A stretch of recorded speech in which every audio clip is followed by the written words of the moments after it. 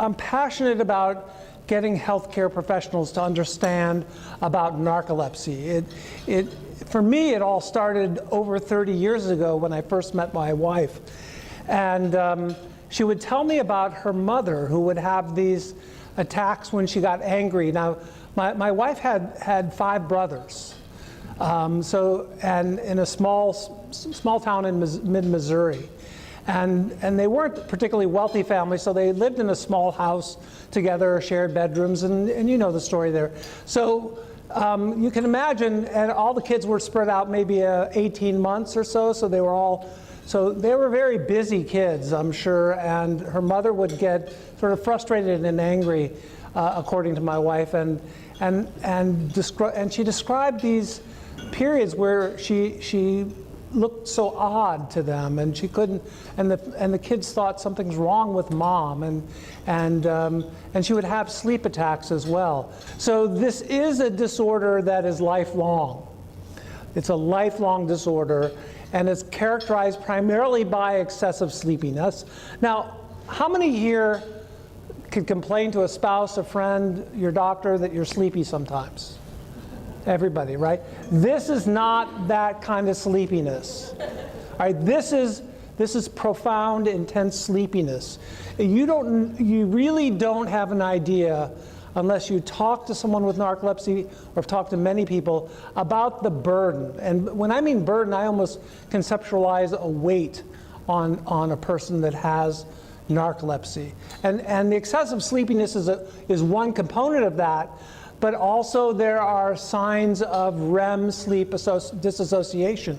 Now, that being cataplexy. There are others, but cataplexy I'll explain a little bit more. So there can be a tremendous burden on the individual, and there are tremendous health consequences and quality of life consequences for someone that has this. It can affect their day-to-day functioning, things that we take for granted they can't do sometimes.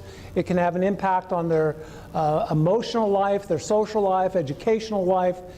And the thing that is really gratifying to me with working in sleep disorders, and particularly with narcoleptics, is we have the ability to change the trajectory of someone's life substantially by intervening. So, and it's not only, again, just a tremendous impact on the patient, but just on the healthcare system as well. So there are 2 types of narcolepsy, type 1, and the pathophysiology has been clearly identified in the last 20 years.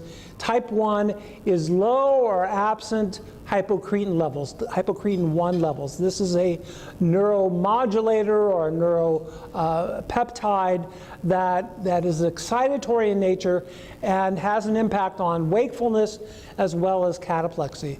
So one of the tests that we do, not frequently in a general clinic, but in research, is we do LPs, and you can see in the cerebral spinal fluid very little to no hypocretin in those that have type 1. Now type 2, the main differentiation is no cataplexy. So all the same symptoms I just mentioned in the mnemonic, the chest mnemonic, but now narcolepsy without cataplexy.